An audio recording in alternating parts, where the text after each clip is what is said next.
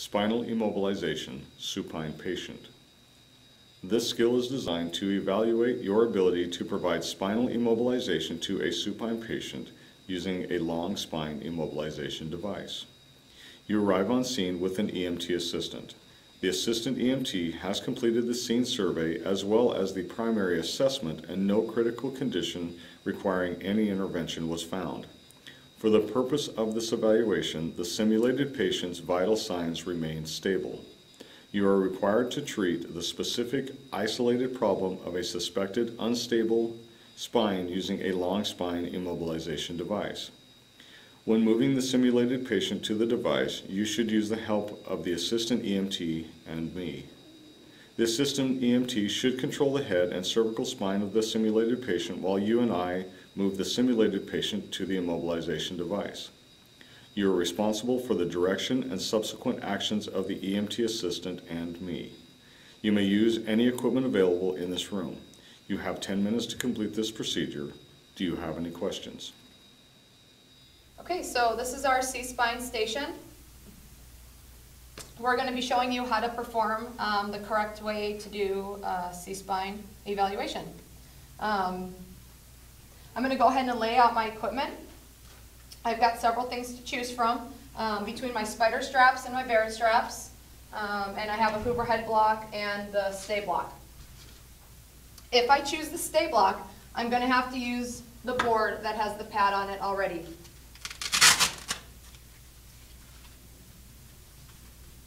These would be placed on the board with the patient's head in the middle and the strap over the patient's head. I am going to choose the Hoover block. So I'm going to set my board up, my seat collar, my padding, my Barrett straps, and my head block, my tape. At this time I'm going to begin my station. I have my silent partner, and I'm ready to go. BSI scene safety. Is my scene safe? Yes. Okay. At this time I'm going to go ahead and ask my silent partner if you can place the head in the neutral inline position and maintain it for the remainder of the station. Please don't let go. I'm going to go ahead and check PMS on my patient. Do I have bilateral radial pulses? Yes. Can my patient squeeze my hands? Yes. And can he tell what finger I'm touching? Yes. I'm going to come down to the feet. Do I have bilateral pedal pulses? Yes. Can he push up? Can. Can he push down? Yes. And can he tell what toe I'm touching? Yes. Okay, I'm going to come over and grab my seat collar. I'm going to measure from the nape of the neck to the angle of the jaw. Measure on here. Place my seat collar under my patient's neck. And make sure it's secure. Okay, at this time I'm going to go ahead and ask my other partner if he can come join me to log roll this patient. Okay, what would you like me to do? I would like you to place your left hand on the pelvis. Okay. And your right hand on the lower leg. And I'm going to place my left hand on the patient's shoulder and my right hand on the upper thigh. At the headman's count of 3, we're going to log roll this patient towards us. Ready? 1, 2, 3. Now that my patient is on his side, I'm going to go ahead and clear his back, only releasing my right hand, which is also controlling the pelvis, leaving my left hand to secure the upper part of the torso. I'm going to clear my back and make sure there's no decap BTLS before we log roll him back onto the backboard. Is my patient's back clear? It is. Okay. Reach over and grab my backboard. Set it under him at a 45-degree angle, and at the headman's count of 3, we're going to log roll my patient back down. Ready? 1, 2, 3.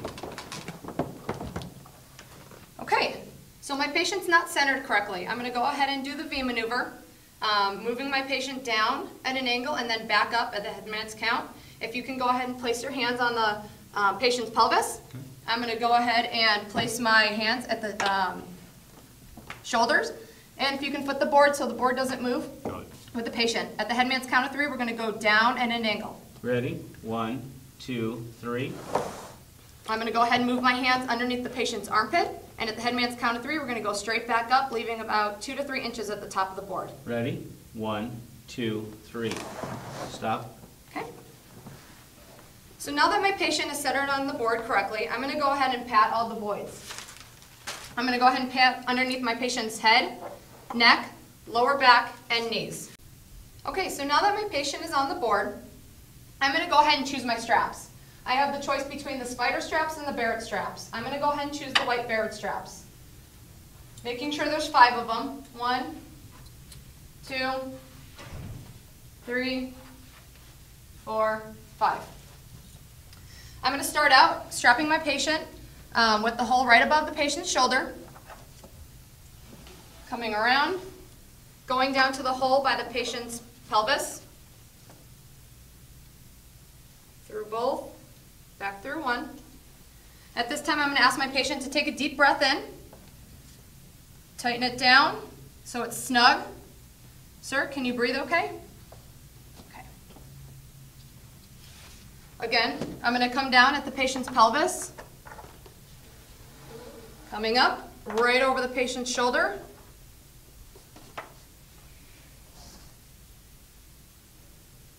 going through both, back through 1.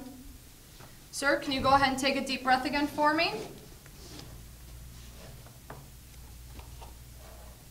Making sure it's snug. Good. Sir, are you able to breathe okay? Good, glad to hear that. Okay, now I'm going to come down and secure my patient's pelvis, making sure that the strap is not over the abdomen, but right over the pelvic girdle.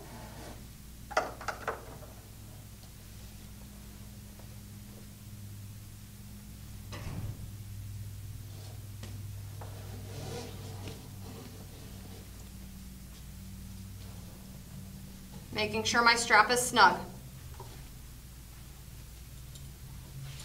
Now I'm going to come around to the patient's legs, making sure I go 1 strap above the knee and the other strap below the knee.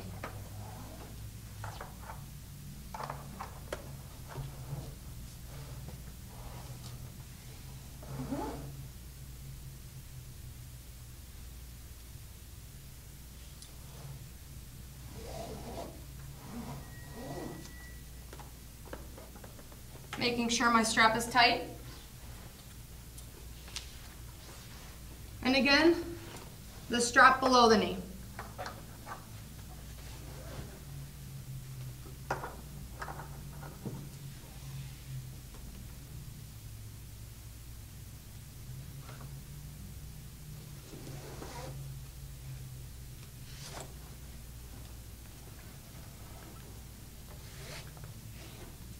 And making sure that strap is tight as well. On my way up, I'm going to go through and make sure my straps are still snug. Okay, so now that my straps are done, I'm going to come around and take C-spine from my partner. Going to come up from the front, grab C-spine. At this time, I'm going to let my partner know he can release his hands, take his hands off, and if he can go around, grab the head block. Can you put your hands inside the block and come around and regain C-spine? I have C-spine. Okay, I am using the Hoover head block and not the stay blocks. Now that my patient's head is secure, I'm going to go ahead and tape. I'm going to put the tape at least 2 to 4 inches underneath the backboard. I'm going to come around and I'm going to work with my tape.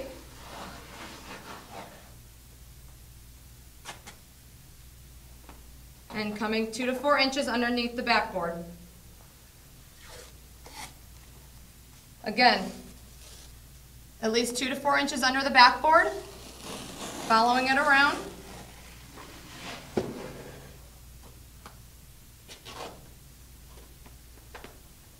And strapping it in. Okay, now that my patient's head is secure to the board, my silent partner can go ahead and release his C-spine. At this time, I'm going to ask my patient, since he is conscious, to hold his hands above his stomach. If he was unconscious, I would take a loose strap and figure 8 it around his stomach. All right, can my patient, does my patient have bilateral radial pulses? Yes. Okay, Sir, can you go ahead and squeeze my hands? He does? And can you tell what finger I'm touching? Yes. Come down to the feet. Does he have bilateral pedal pulses? He does? Can you push up? Yes. Push down? Yes. And can you tell what toe I'm touching? He can. Okay, I'm ready for transport. Okay, so when all my straps are complete, I have 5 straps on my patient. I want to make sure that my straps are an X across the patient's torso, which is also included in the pelvis strap. So 1, 2, and 3. And then 1 strap above the knees and 1 strap below the knees for a total of 5 straps.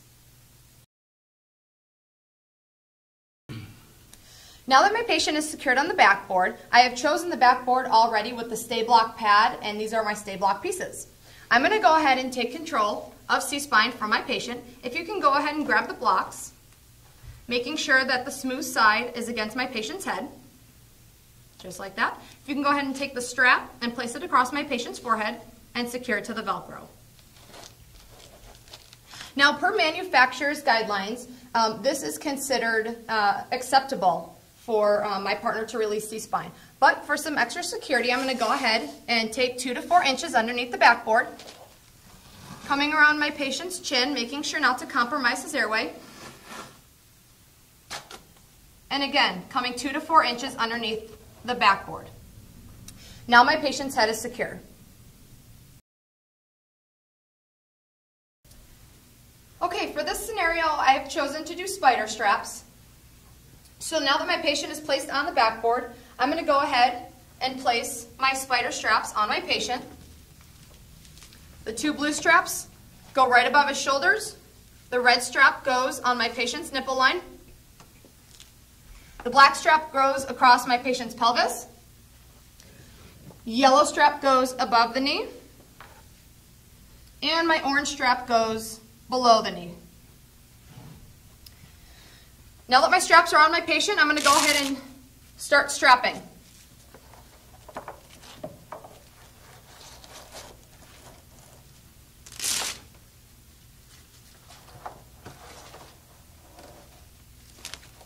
Making sure my straps are nice and snug. Blue straps first. I'm going to come down and make sure the center line of my strap is straight and tight. So I'm going to go ahead and secure my patient's legs.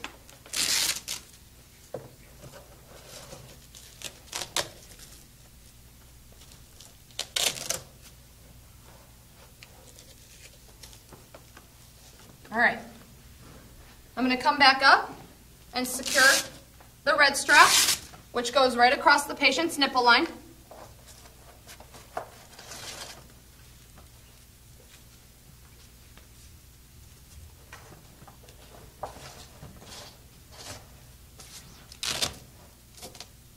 Making sure it's snug. Sir, can you breathe okay? Good. Go ahead. My black strap is going over my patient's pelvis.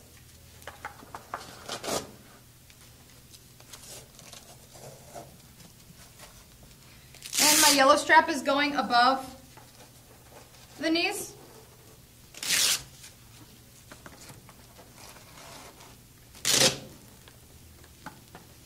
And my orange strap is already secured below the knees. My patient is now strapped down. Okay, so another variation of doing our straps is going to include doing the full torso, which includes the 2 cross straps, the pelvis strap, and then I'm going to come up and do the head, and then I'm going to continue doing my strap across my leg and the strap across the lower leg. So now that my patient is on the board, I'm going to go ahead and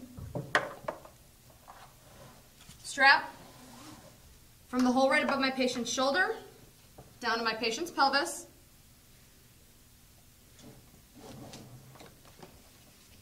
Making sure my patient can breathe okay. Sir, can you take a deep breath? Tighten. Good. Again, down by my patient's pelvis, up over my patient's shoulder.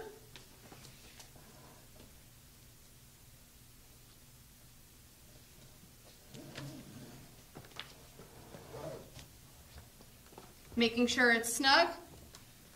2 fingers, sir. Can you breathe all right? Good. And now I'm going to finish securing my torso with the 3rd strap across my patient's pelvis.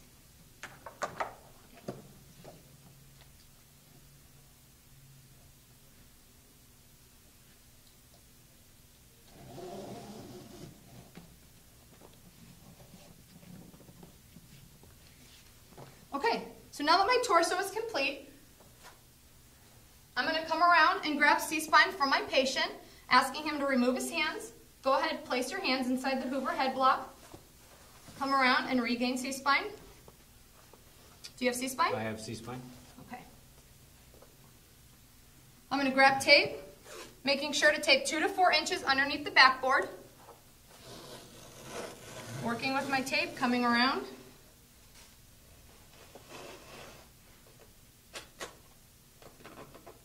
Two to 4 inches underneath the backboard. Again with the other side. 2 to 4 inches underneath the backboard.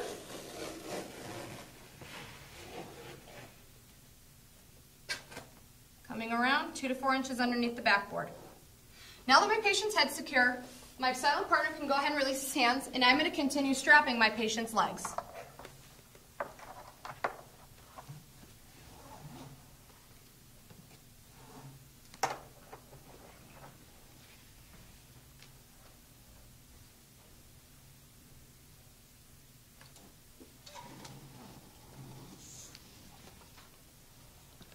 Making sure it's snug.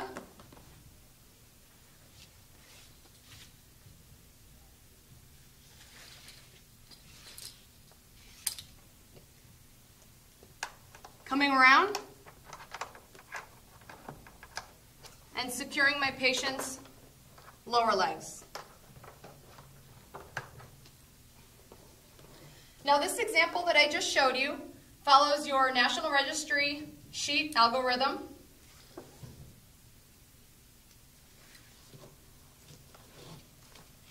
Either way that I just showed you is acceptable, as long as you secure the full torso first. My patient is now secure.